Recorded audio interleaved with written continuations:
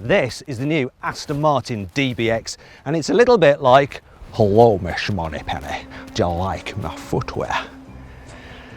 James Bond in Wellington boots. That was an absolutely awful Sean Connery impression. I'll never do it again. And it was a very lazy motoring journalist cliche to intro a video on an Aston Martin trying to dress like James Bond. Anyway, let's crack on with the video because I've got so much to show you and tell you about this car. But before we do, please make sure you subscribe to this channel and hit the bell icon to turn your notifications on. That way you'll never miss me making a complete arse of myself. The DBX is the first ever four-wheel drive car Aston Martin has built in its 107-year history. It's also their first ever off-roader. So the first thing I'm going to do is take it off-road. Before I do that, I'm going to put the car into Terrain Response Plus mode. What that's going to do is raise the suspension 50 millimeters above normal, give me some ground clearance, and it's also going to set the gearbox up, the central differential, the rear differential and the stability control for off-road conditions. Now what I'm going to do is follow the car in front round an off-road course. Now the idea is that I've got to keep up with the car in front. The only problem is that it's being driven by Aston Martin's Director of Engineering. His name is Matt Becker and he's the guy who sets up exactly how Aston Martins feel to drive on road, though now he's also doing it how they drive off-road. So I'm going to follow him around this course, but apparently he doesn't like to hang about, so I'm going to try and keep up with him. All right, Matt, you ready? Let's do it. Obviously it's got all-round independent suspension because this is set up primarily as a road car. There's no rigid axles though like you have on like hardcore off-roaders. Oh, this looks slippery. Come on, power up here. The four-wheel drive system can send up to 50% of the engine's power to the front to... Oh, that was scary, I didn't know what was coming, I was busy trying to talk to you. Anyway, you can send 50% of the power to the front wheels to help pull you up steep slopes such as that. Oh, this looks sketched. Right, I've got hill descent control, I better put it on. There it is. Now that should mean that I can just take my foot off the brake and the car will just ease itself down this slope at 4 miles an hour. I'm not going to risk doing it myself, I can't even see. Whoa, this is steep. Now he's getting away because I'm just doing 4 miles an hour. Come on, off with that, bugger it, come on. Oh, I'm going to watch that bit. Approach and departure angles are pretty decent. They're similar to a Porsche Cayenne. Obviously it's not as good as a Land Rover Defender, but you know, this is going to be way better on road. This is nuts, it's like doing a forest stage in the Welsh rally. What's going on here? Oh, I need hill descent control again. Just relax and let it do it itself, because this is slippery. I feel a bit naughty, shall I just do it myself? Turn it off. No. Let hill descent control do its thing. I turned it off to try and catch up and I almost got caught out. No. Come on, grip. Oh, come on, car. This one is on all-season tyres, not off-road tyres. I do want to be a bit careful with it because it's not cheap, this car. I don't want to damage it. It starts from £158,000. That's about £2 less than a Lamborghini Urus. Oh, it looks like we're going downhill again and it's going to be slippy. I need to put my hill descent control on. I should actually just leave it on. You can drive through it. I don't know why I keep turning it off. I'm such a moron. Now I'm well behind. Come on. Oh, now it's getting steep. I'm gonna let the... I'm not... Whoa, crap. Oh no. I almost totally cocked that up. I just lost all grip. I was sliding. Right, concentrate. I'm going to carry on. I'm going to crash into the cameraman. No. I'm trying to keep up. So I'm pushing the throttle to drive through hill descent control and then I'm losing control and then I'm like braking and nothing's happening. This is intense. Why is he braking so much? I've caught him up! Oh. We're coming off the off-road course. Oh, I don't like this bit. I think I just ground out a little bit. And I think I did a blooming good job of keeping up with Mr. Matt Becker. The DBX is clearly plenty quick enough off-road, but what about on-road? Well, we're going to find out now. So underneath the bonnet is a 4-litre twin-turbo V8 that's been hand-built.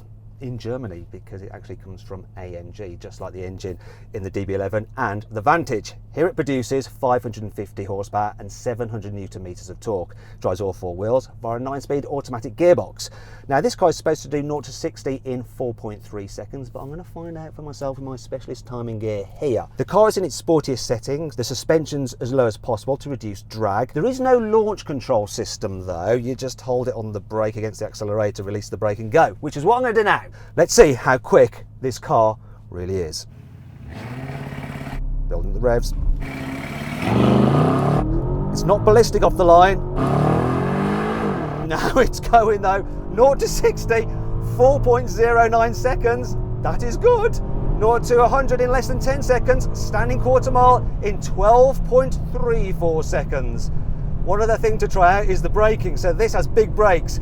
410mm discs up front, 390 at the back. The fronts are gripped by 6 piston calipers. I'm going to try an emergency stop from 70 miles an hour. What am I going to get? Here we go. Emergency stop now.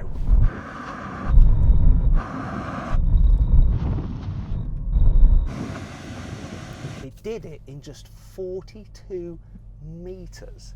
I think this thing stops even better than it goes. That is really good.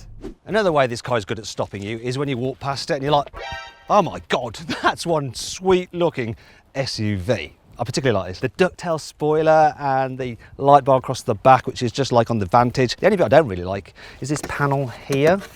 Still, at least you've got real exhaust in there. Well, I say real, they are hidden deep within there, look, as proved by the carwow twig of truth. It's just that these are a surround, like an enhancer, sort of like wearing a ribbed condom. Now, this is my favourite angle of the car though, the side profile. No other SUV looks properly sporty. This does. I adore all the creases and the shapes. I love the fact that the vents are real. And as standard, you get 22-inch alloy wheels. In fact, you can't go higher than that. A Lamborghini Urus, you can get 23-inch wheels if you need an extra inch. And if you drive a Lamborghini, you probably do. Now, here at the front, classic Aston Martin, though this is the biggest grille ever fitted to an Aston Martin and the biggest Aston Martin badge fitted to an Aston Martin.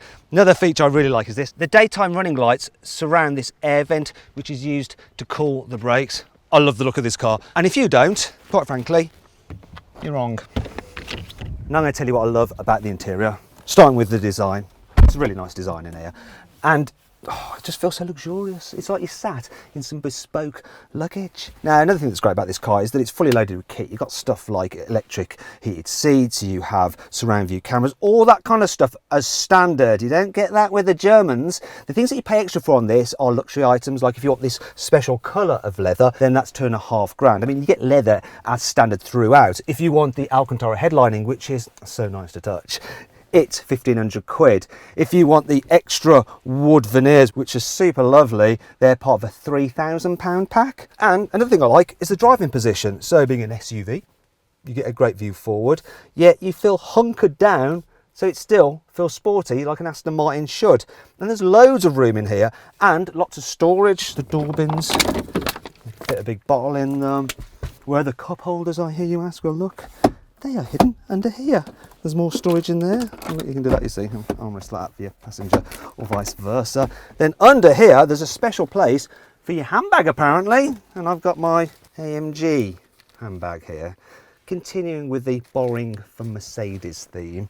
Speaking of which, that brings on to things I don't like so much about this car, such as the infotainment system. Now, once again, borrowed from Mercedes, but it's their older system with some Aston Martin graphics on it, and it's actually not that great. Neither is the control system for it. It's the old Mercedes system, not a fan of that. Then there's bits of trim which are a little bit cheap in an otherwise posh feeling car, like this surround for the digital dials. It's not very nice. Neither are the switches for the electric windows. And then there's this weird bit for holding the key, which isn't even the right size, and it's just horrible cheap rubber. Another thing I'm not so keen on is the selector for the gears. It's up there.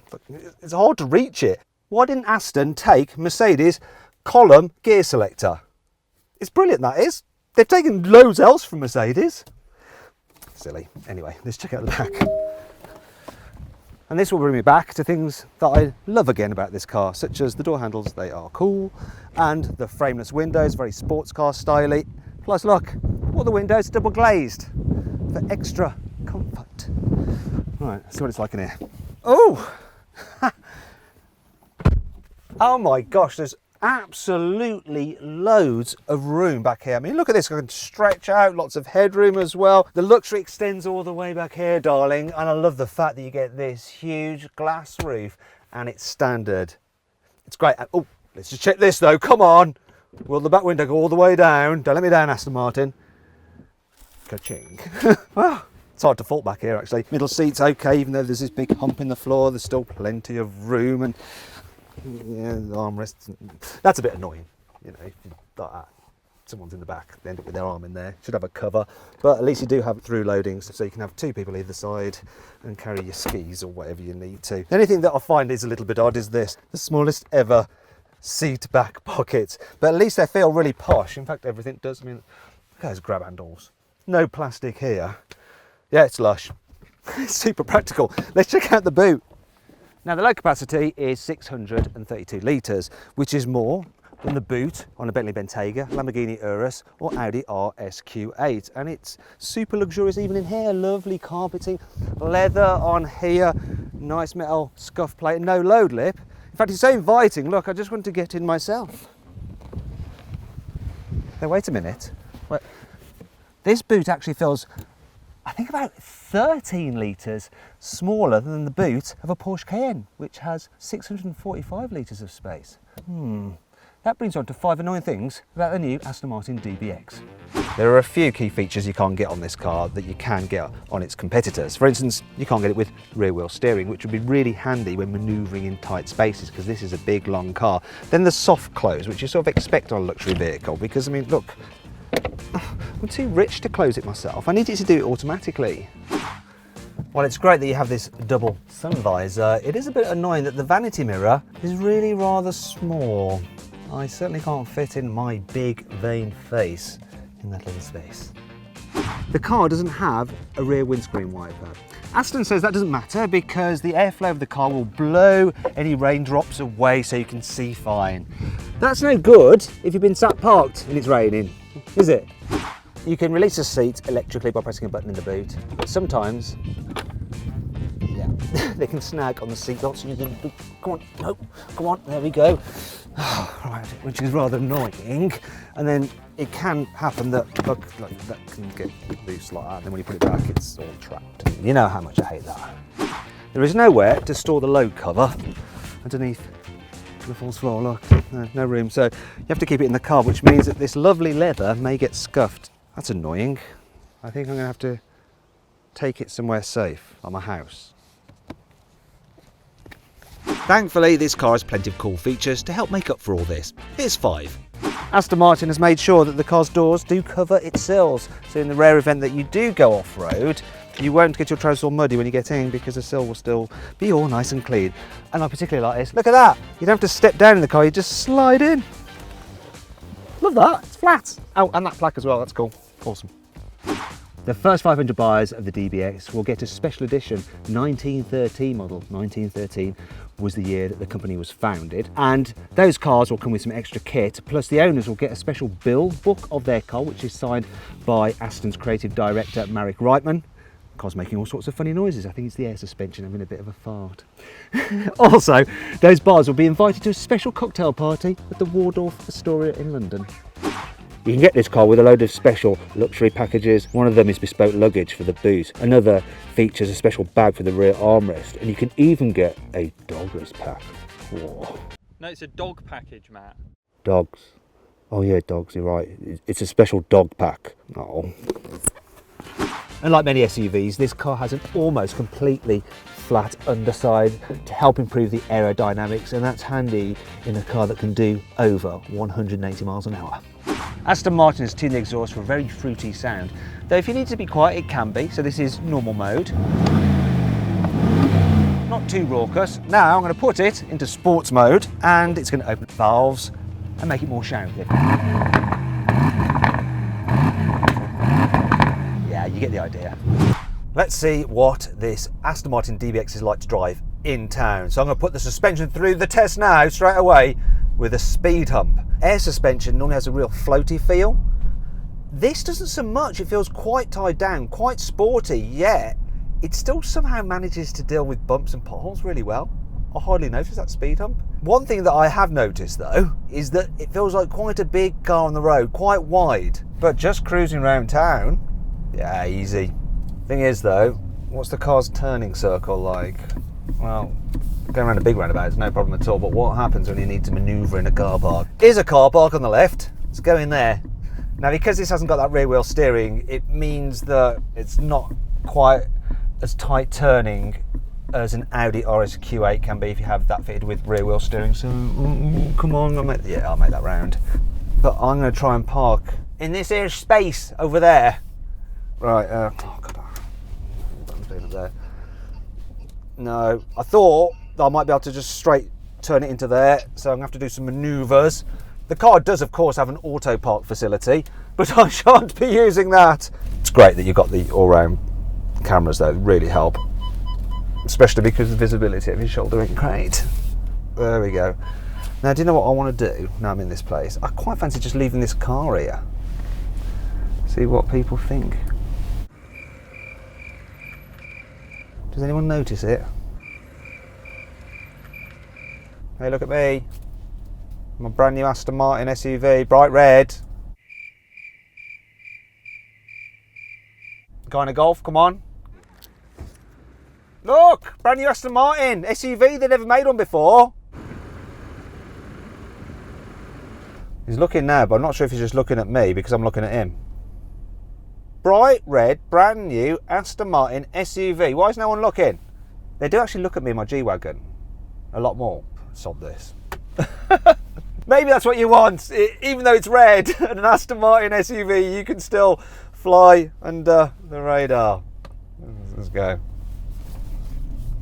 Right, let's try this guy. Oh, look, my Aston Martin SUV. Not your phone. No one bloody cares. Here we go. Look, there's some lads. They liked it. Not sure they can afford an Aston Martin DBX. Maybe one day.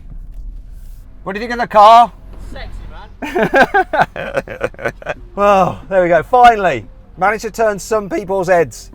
If this DBX is going to be a hit, it needs to perform out on the motorway. Well, I can tell you it's very, very quiet, very comfortable and very easy to drive, especially as it has something that you can't get on other Aston Martins, and that's adaptive cruise control with lane keeping assist. So I've got it turned on now and it does that thing where it's got radar to keep me a safe distance from the car in front, though I can tailgate a little bit if I want to. And look at this, the graphic for the distance between the cars is a DB5. How cool is that? Now, if I want to do the steering assist, I have to press a button down there, which means I have to take my eyes off the road, which seems a bit silly. Really, it should be on the steering wheel. Now it's engaged though, the car's automatically steering to keep me in lane, though I do have to keep my hands on the steering wheel, otherwise it'll disengage, but I don't have to do those tiny little inputs. It's super easy. This car in front's a little bit slow. I want to overtake suddenly. How does the engine and gearbox respond? So let's give it a go. There we go, floored it. Took a second, and now we're off. We're flying. We're braking. Yes, this car performs on the motorway brilliantly. Now let's see what the DBX is like on a twisty road. So I'm going to put it into sports mode. That stiffens up the suspension, sharpens the throttle response, adds weight to the steering. I'm also going to change gears myself and just do that by pulling the pedals, and then it goes into manual mode. There we go. Obviously this is quite a big car and reasonably heavy. It's over 2.2 tons. But it doesn't feel as heavy as it actually is. And it certainly doesn't feel as long as it actually is. Now, part of that is due to the rear diff. It can send power to the outside wheel with the most grip, and it really helps drive it through corners. Also, this car, when you're accelerating or driving normally, it's pretty much running in rear wheel drive only mode, because that central diff can send pretty much 100% of the power to the back wheels. Another thing that I like about it is, you think a tall car like this is going to lean quite a lot in the bends. Doesn't at all. Now, the reason it doesn't do that is that it has this anti-roll system, and it basically uses the adaptive dampers to stiffen up the side where the car starts to lean, so it props it up. Look, I'm going around here, staying very, very flat. The steering, it's not got the most feel to it, but it is precise and puts the car exactly where you want it to go. This is as fun on Twisty Road as any other sports SUV I've driven. Is it as fun as a Vantage? No, of course it's not, but you don't expect it to be. But then it's more comfortable than a Vantage, and I've got a better view of the road ahead. This is the closest you're going to come to having your cake and eating it with a car. Thing is though, I wonder if it's any good at doing skids. I need to turn the stability control off. There's actually no button. Maybe I have to go through a menu. There we go. Vehicle, through that, yeah. And then into that, and now it's off. All I've got to do is find somewhere safe to do a donut. Now this looks like the ideal place to try and see if I can donut it. Let's give it a go. Yeah, now the ESP's kind of coming in. Well, can I go back the other way? Go on. Oh! No! The ESP is never fully off. Still there, just kind of interfering a little bit. But I guess part of the reason for that is that it's a tall vehicle. And I need to make sure that you're not going to flip it. Oh, no. It's had enough now. Apparently, you can slide it for a bit, but then after a while, the ESP figures out that you're being an idiot and it starts to intervene.